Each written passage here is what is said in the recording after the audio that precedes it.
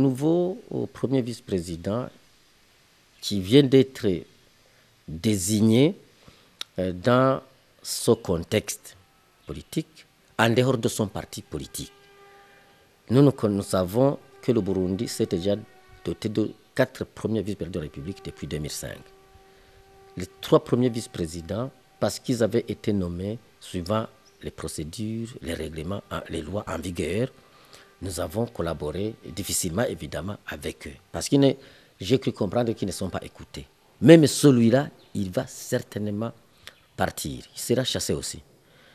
Surtout qu'il vient, surtout qu'en apprenant un peu partout, il vient dans des conditions obscures. Il n'a pas été donné par son parti, n'est pas parrainé par son parti. C'est très bien connu, ça a été expliqué, ça se passe ainsi.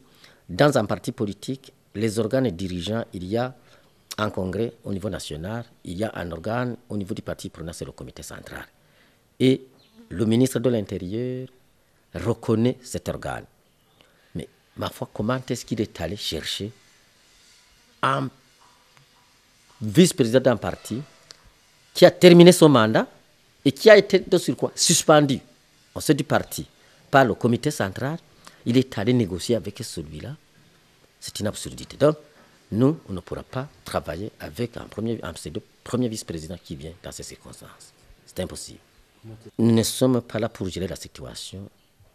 Il y a un pseudo-gouvernement qui est là et qui doit gérer, ce qui est responsable devant le peuple burundais et la communauté internationale sur la gestion de ces questions. Nous allons contribuer dans le cadre de sensibiliser la population et la communauté internationale. Merci.